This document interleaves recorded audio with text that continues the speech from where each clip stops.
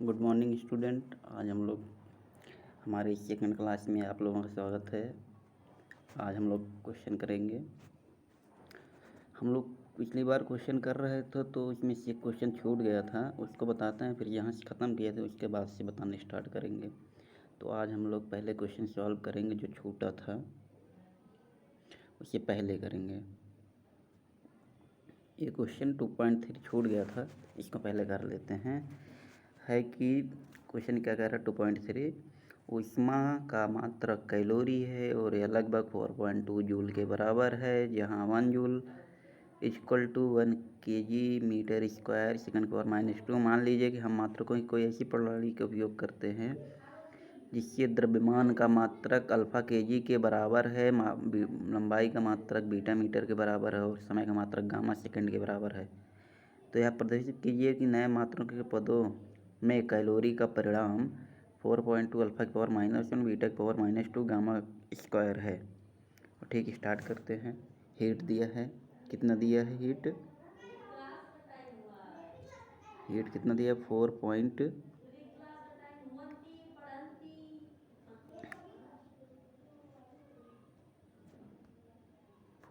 कितना दिया है 4.2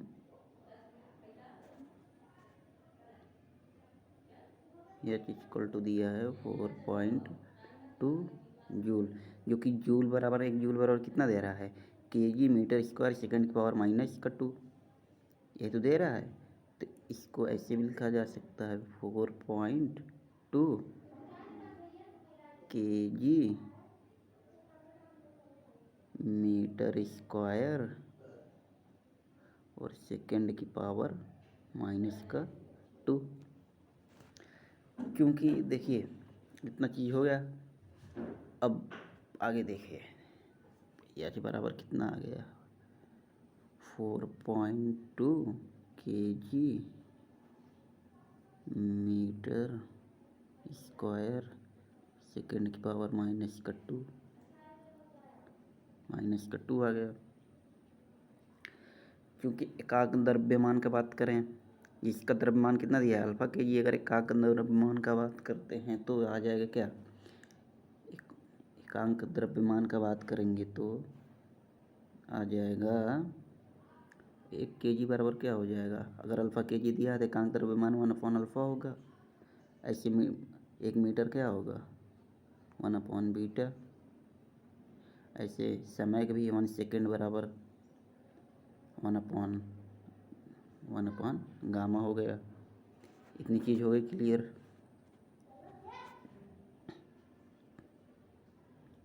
फोर पॉइंट टू ये दिया गया था kg मीटर के स्क्वायर सेकंड की पावर -2। अब इसमें सबकी वैल्यू रखनी है, तो 4.2 1/अल्फा और 1/बीटा का स्क्वायर और 1/गामा का पावर -2। ये चीज़ हो गई। अब इन सबको सिंप्लीफाई करेंगे तो सिंप्लीफाई जब करेंगे आएगा 4.2 अल्फ़ा की पावर -1 बीटा की पावर -2 और गामा स्क्वायर। यही प्रूफ करना था। पूरा हो गया इतना। अब चलते हैं आगे क्वेश्चन पे। अब क्वेश्चन स्टार्ट करते हैं 2.13।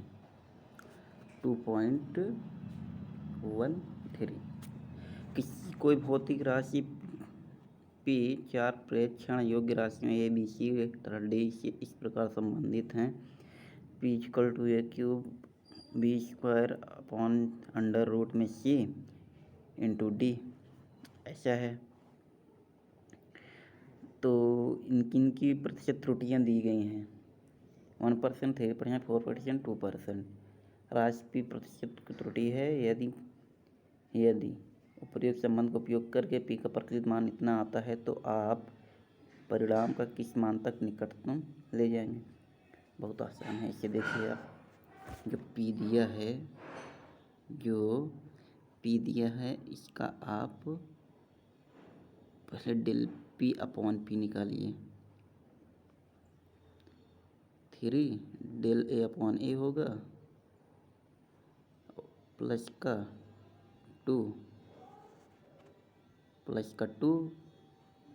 डेल बी अपॉन बी होगा।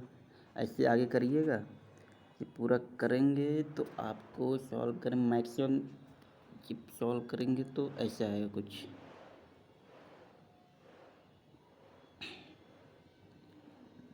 Del P upon P equal to 2 del A by A plus का del B by B,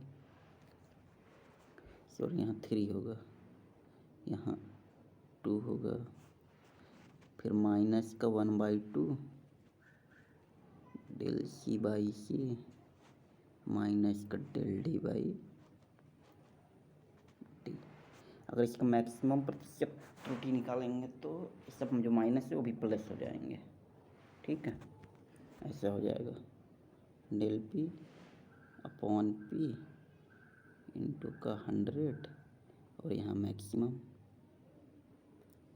equal to सब प्लस हो जाएंगे तो 3 del A by A into 100 ऐसे करिएगा, सब हो जाएगा। फिर उसके बाद आप उन सब की जगह पे वैल्यू रखिएगा ए वाला 1%, 3%। तो del P upon P maximum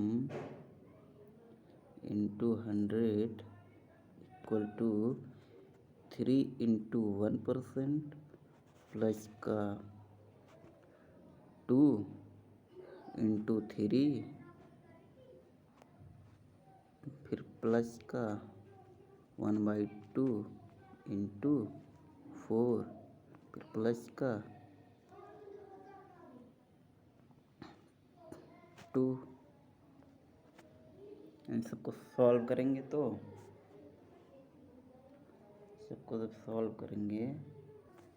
जब सॉल्व करोगे तो आएगा del P upon P into 100 equal to 13, ये आ गया। अब इसको और सिंप्लीफाई करोगे तो डेल पी अपॉन पी जो होगा 13/100 होगा। अब इसे और सॉल्व करोगे तो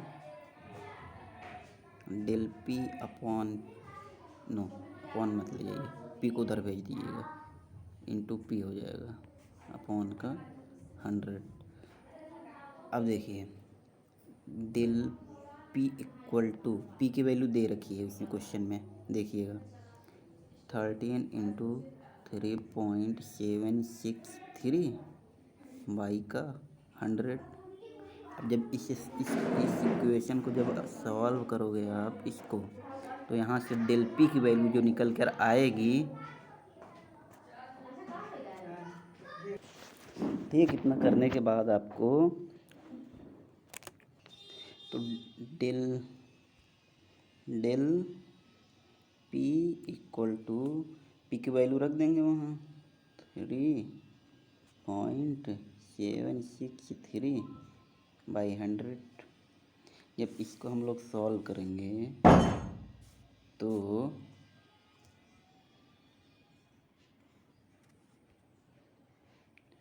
जब इसको सॉल्व करेंगे तो यहाँ से डेल पी की वैल्यू जो होगी आएगी 0.489 का 1 और इसका निकटतम मान 0.489। डेल पी की ये फाइनली आंसर होगा आपका, ये आपका फाइनली आंसर हो गया।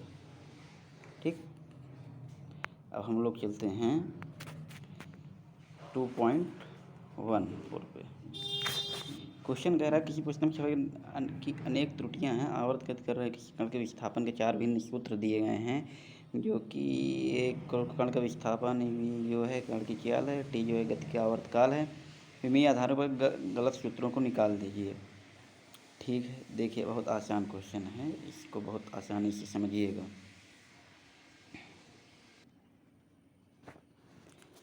क्वेश्चन करते हैं 2.14।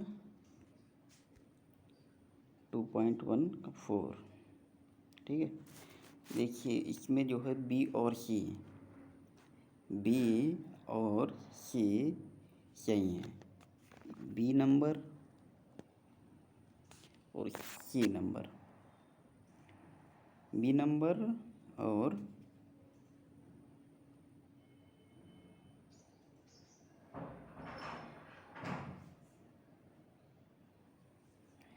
बी और सी ये दोनों सही हैं, बाकी और सब गलत है। बाकी ये दोनों गलत हैं। क्यों गलत हैं? क्योंकि किसी त्रिकोणमितीय फलन का कोण एक विमाहीन राशि होती है। सूत्र बी तथा सी जो है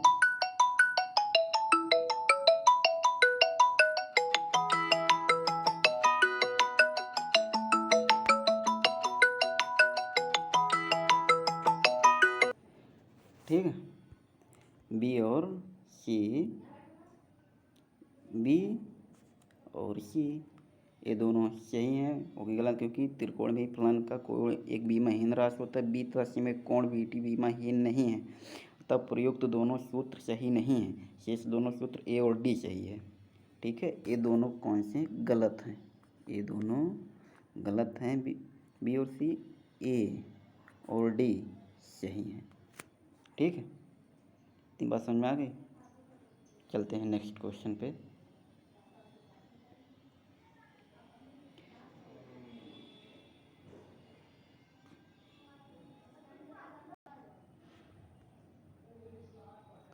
क्वेश्चन नंबर 1 करते हैं। ये देखिए, ये क्वेश्चन नंबर 2155 का है। क्वेश्चन नंबर बता रहे हैं 215 का।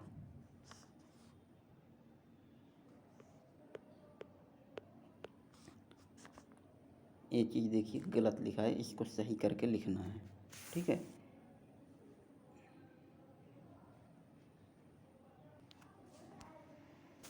देखिए क्या लिखा है, इस चीज़ को देखिएगा। एक गलत लिखा है, इसको सही करके लिख रहे हैं।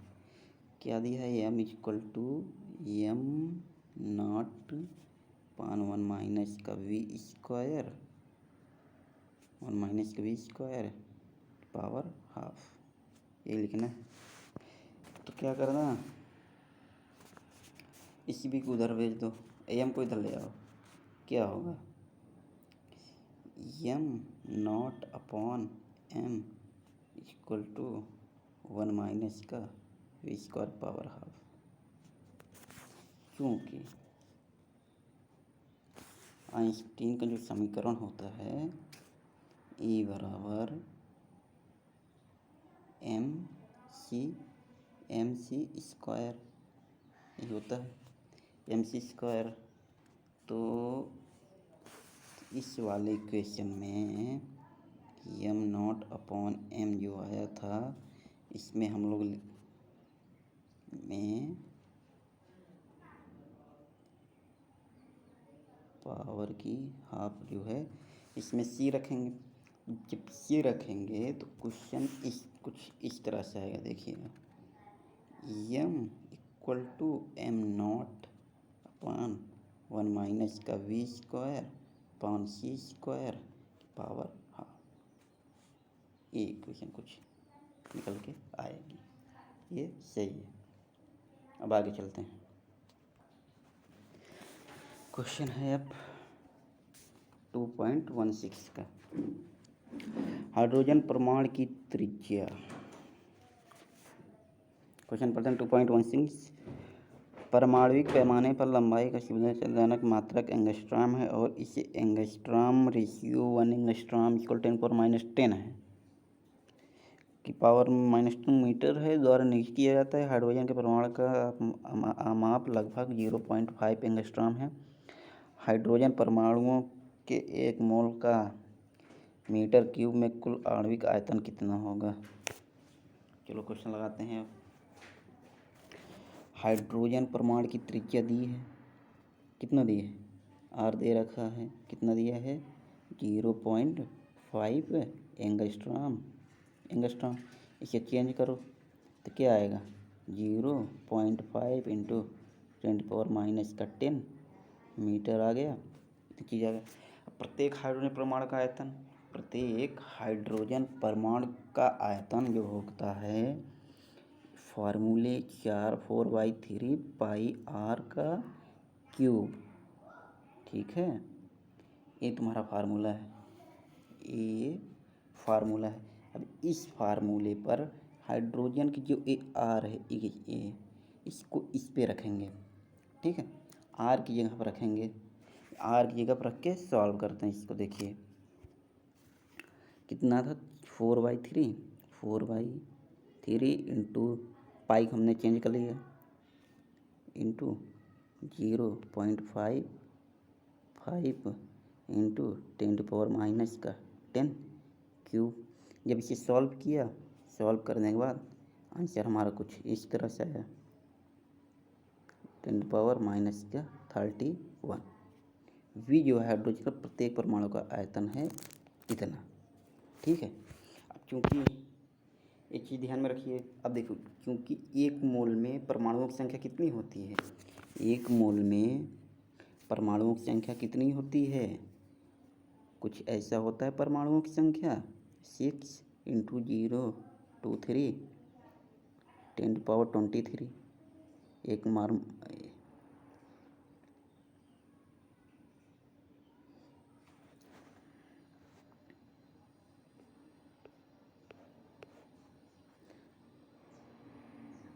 23 होती है, ठीक 23 होती है। तो अब देखिए हाइड्रोजन परमाणु में एक मोल का तब निकालेंगे यहाँ से हाइड्रोजन परमाणु के एक मोल का आयतन जो निकलेगा अब V इंटू एन। ये कितना निकला था, ये आया था 6.023 इंटू 10⁻23। ये तुम्हारा एन है, एन लिख रहे हैं। अब V इधर लिख रहे हैं, V अब लिख रहे हैं 5.23 10⁻31। जब इसको पूरा हम लोग सॉल्व कर देंगे, इसको सॉल्व करेंगे तो आंसर कुछ इस तरह से आएगा v equal to 3.15 into 10⁻⁻7 metre का क्यूब। ये फाइनली तुम्हारा आंसर है। ठीक, अब क्वेश्चन नंबर करने जा रहे हैं हम लोग 2.17। किसी आदर्श गैस का एक मोल का मानक ताप तथा दाब 22.4 लीटर आयतन घेरता है। हाइड्रोजन के ग्राम अणु का आयतन तथा उसके एक मोल के परमाणुविक आयतन का अनुपात क्या है। हाइड्रोजन के अणु के अपमान लगभग एंगस्ट्रॉम है। यह अनुपात इतना अधिक क्यों है और अनुपात क्या है पता लगाना। ठीक, हम लोग स्टार्ट करते हैं क्वेश्चन करना। देखिए क्वेश्चन है 2.16 ए वाला क्वेश्चन है। देखो एक मोल में हाइड्रोजन गैस का आयतन कितना दे रखा है, एक मोल में हाइड्रोजन गैस का आयतन कितना है 22.4 लीटर है। ठीक, लीटर दिया। देखो इसे ऐसे लिखो 22.4 इंटू 10⁻³ मीटर क्यूब में चेंज हो गया है। ठीक, मीटर क्यूब चेंज हो गया, मिलीमीटर में चेंज हो गया। अब देखो मिलीमीटर में चेंज हो गया, जबकि एक मोल हाइड्रोजन गैस का परमाणुविक आयतन जो है 3.15 इंटू 10⁻⁻7 ना, 3 इंटू 10⁻⁻7। एक मोल हाइड्रोजन गैस का परमाणुविक आयतन कितना देर का है,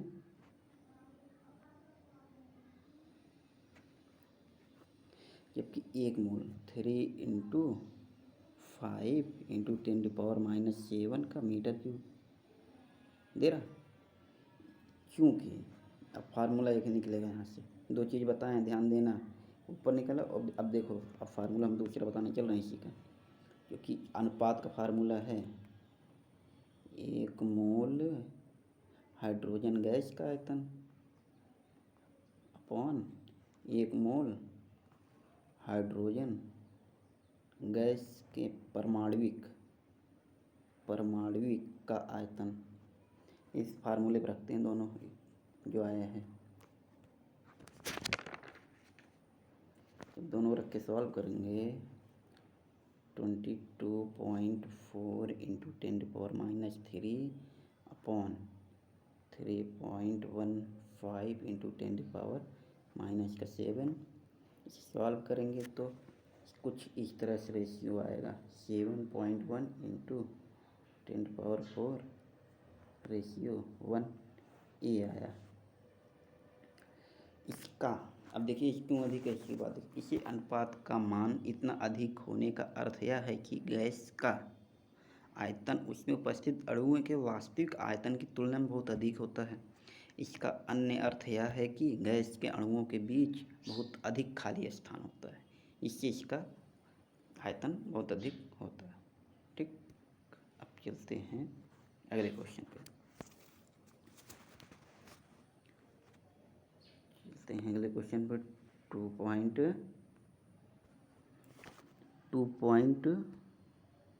का 8। ठीक, 2.1 का 8।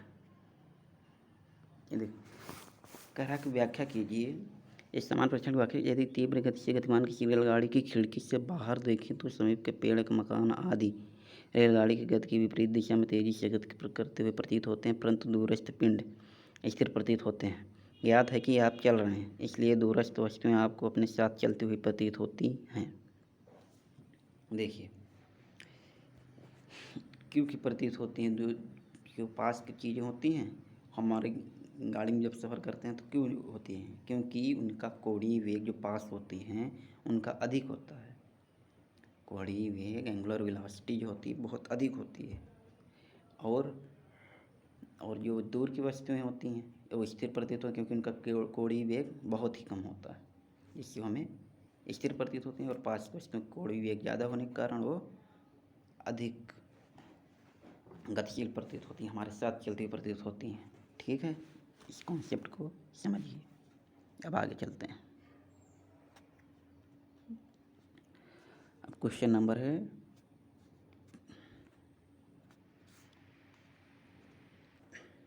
Question number 2.19। समीपी तारों की दूरियां ज्ञात करने के लिए अनुभाग 2:31 में दिए गए सिद्धांत का प्रयोग किया जाता है। सूर्य के परितः अपनी कक्षा में 6 महीने के अंतराल में पृथ्वी की अपनी 2 स्थान को मिलाने वाली आधार रेखा ये भी है। अर्थात आधार रेखा पृथ्वी की कक्ष के व्यास 3 × 10⁻11 मीटर के लगभग बराबर है, लेकिन तारे भी इतने अधिक दूर हैं कि इतनी लंबी आधार रेखा होने पर भी चाप केवल 1 रेडियन की कोटि का प्रदर्शित करते हैं। खगोलीय पैमाने पर लंबाई का सुविधाजनक मात्रक से पारसेक है। यह किसी पिंड की वह दूरी है जो पृथ्वी से सूर्य तक की दूरी के बराबर आधार रेखा के दो विपरीत किनारों से चाप के 1 रेडियन का प्रदर्शित करते हैं। मीटरों में 1 पारसेक कितना होता है? ठीक है, स्टार्ट करते हैं। देखिए, मान लीजिए यही अर्थ है आपका, ये अर्थ है और यहाँ से यहाँ तक 1 पारसेक होता है, पारसेक यही है, और ओरिजिन पृथ्वी का यही अर्थ है और एक मान लो कोई पॉइंट P है। अब देखिए त्रिज्या व्यास दिया है, तो यहाँ से हम लोग R निकालेंगे, d/2 होता है ना रेडियस। तो इसको जब निकालोगे 3 × 10⁻11/2 इक्वल टू यही आएगा 1.5 × 5 है 10⁻11 मीटर। ठीक, इतना आ गया। अब प्रश्न अनुसार देखिए क्या कह रहा है। रेखाखंड OM, रेखाखंड OM फिर से बनाना पड़ेगा, मुझे लग रहा है डिलीट हो जा रहा।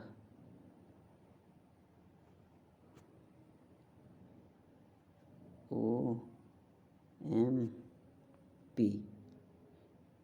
यही एक पारसेक है तुम्हारा, मान लो पारसेक यही है। ठीक है, ठीक,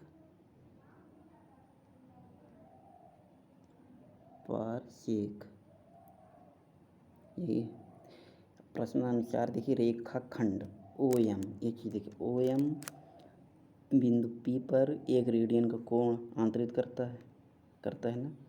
यहाँ पे 1 रेडियन का कोण आंतरित करेगा, 1 रेडियन कोण आंतरित करता है। इसको हम डिग्री में चेंज, डिग्री को है रेडियन में चेंज करते हैं। ठीक है, क्योंकि 1 रेडियन बराबर क्या होता है, इतने डिग्री। अब इसे हम लोग रेडियन में चेंज करते हैं, तो जो होगा 1/60 × 60 इक्वल टू डिग्री। अब देखिए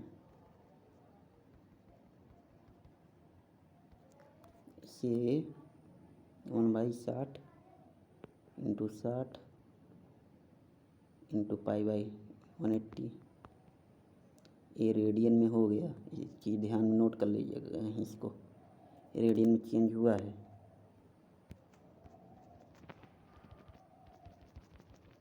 अब हम लोग ये लिख नहीं पाएंगे, बहुत बड़ा है, ऐसे बता देना। देखिएगा एंगल MOP, देखिए MOP ठीक है, बहुत छोटा है। MOP बहुत छोटा है, अतः दिशाएं OP तथा OM संपाती हो जाएंगी। अगर हो जाए तो छोटा हो जाए तो वो एक दूसरे पर ओवरलैप कर जाएंगी। दूरी OM की वृत्ति चाप तथा दूरी PM को त्रिज्या व P को केंद्र माना जा सकता है। तो ये देखिए एंगल OPM जो होगा चाप बटे त्रिज्या, यानी कि OM यहाँ होगा और PM यहाँ, OM PM। ठीक, जो वो होगा रेडियन में से मापेंगे, क्योंकि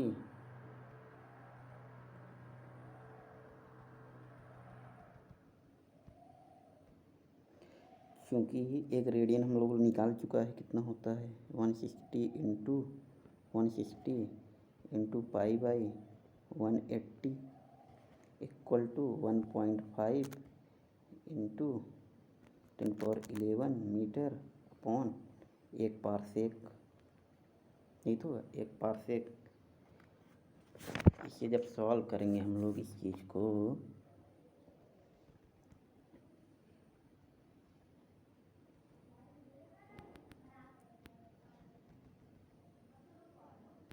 यहाँ से अगर हम 1 पारसेक निकालेंगे, 1 पारसेक को उधर लेकर चले जाएंगे तो आएगा 1.5 × 10⁻11 × 60 × 60 × 180। इसको डिवाइड कर देंगे पाई से ना, पाई से डिवाइड कर देंगे तो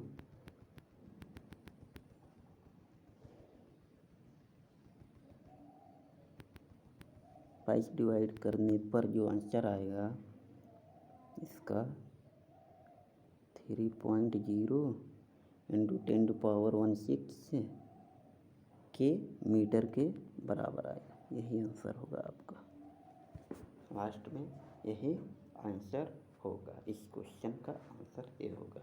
ठीक, अब आगे चलते हैं। अब क्वेश्चन नंबर 20 देखिए, क्वेश्चन नंबर 20। ठीक, 20 कह रहा हमारे सौर परिवार के निकटतम तारा 4.29 प्रकाश वर्ष दूर है। वह एक प्रसाग और ये प्रसाग पारसेक में यह दूरी कितनी है? यह तारा तब कितना लंबन प्रदर्शित करेगा जब इसे सूर्य के परितः अपनी कक्षा में पृथ्वी के 2 अक्षांश से जो 6 महीने के अंतराल पर रखा जाएगा। ठीक है, स्टार्ट करते हैं। खुद दिए एक पारसेक निकटतम दूरी दी है, मान लो ऐसे प्रदर्शित करें। प्रकाश वर्ष दूरी दिया है 4.2 इंटू प्रकाश वर्ष। एक प्रकाश वर्ष कितना होता है? 9.46 इंटू 10⁻15 मीटर, 15 मीटर होगा। और इसे जब सॉल्व कर लेंगे तो कुछ ऐसा लिख के आएगा, ऐसे आ जाएगा आंसर 3.8 इंटू 10⁻16 मीटर, ये आ गया। और एक पारसेक बराबर 3.08 इंटू 10⁻16 मीटर आ गया। अब दूरी देखिए, दूरी एस भी निकालेंगे तो दूरी पारसेक निकालेंगे तो 4.29 इंटू 9.46 इंटू 10⁻15 अपॉन 3.08 इंटू 10⁻16। जब सॉल्व करेंगे तो 1.32 पारसेक आएगा। क्या आएगा? पारसेक आएगा। इतना आ गया समझ। अब देखिए, वांछित लंबन जो होगा, वांछित लंबन जो होगा 2s इंटू चाप का 1 सेकंड। ठीक है, और इसे जब हम लोग सॉल्व करेंगे 2 इंटू 1.32 इंटू चाप का 1 सेकंड, चाप का 1 सेकंड, जो आंसर आएगा लास्ट में निकल के जो दूरी का 2.64 चाप का 1 सेकंड, ये आंसर है आपको। ठीक, अब हम लोग चलते हैं क्वेश्चन नंबर 21 पे। क्वेश्चन नंबर 21, 22 आप करिएगा। 2.21, 2.22 आप लोग करिएगा। 2.23 बता रहे हैं। ठीक है, इसे आप करिएगा, ना है तो कमेंट बॉक्स में बताइएगा, बता देंगे। अब क्वेश्चन नंबर 2.23, सूर्य एक उष्ण प्लाज्मा है जिसके आंतरिक क्रोड का ताप 10⁻7 केल्विन से अधिक और बाह्य पृष्ठताप इतने 6000 केल्विन पर है। इतने अधिक ताप पर कोई भी पदार्थ ठोस या तरल अवस्था में नहीं रह सकता। इस आपको सूर्य का द्रव्यमान घनत्व किस परिसर में होने की आशा है कि यह ठोस, तरलों या गैसों के परिसर में है? क्या आपका अनुमान सही है? कि इसकी जांच आप निम्नलिखित आंकड़ों के आधार पर कर सकते हैं। सूर्य का द्रव्यमान इतना दिया हुआ है, सूर्य की त्रिज्या भी दी हुई है, तो हम लोग सॉल्व करते हैं। एम दिया है, कितना दिया है? 2.0 इंटू 10⁻3 kg, और आर दे रखा है 7.0 इंटू 10⁻8 मीटर। ठीक, अब देखो वो आयतन होता है सूर्य का आयतन होगा V = 4/3πr³। इसे हम लोग जब सॉल्व करेंगे 4/3 into 22/7 into 7.0 into 10⁻8 metre cube. ठीक, ये इसे जब सॉल्व करेंगे तो V आएगा 1.4 इंटू 10⁻27 मीटर का क्यूब। इतना गया। अब देखिए, अब सूर्य का घनत्व तो निकालेंगे। सूर्य का घनत्व तो जब निकालेंगे डी जो होगा द्रव्यमान बटे आयतन होगा, m/v। m भी पता है, v भी पता है। m कितना 2.0 into 10⁻3 kg by 1.44 into 10⁻27 metre का क्यूब। आप इसे सॉल्व करना।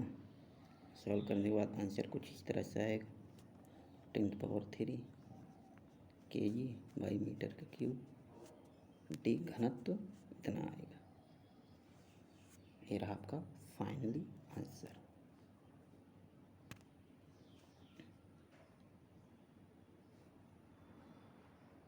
अब हम लोग क्वेश्चन करते हैं 2.2।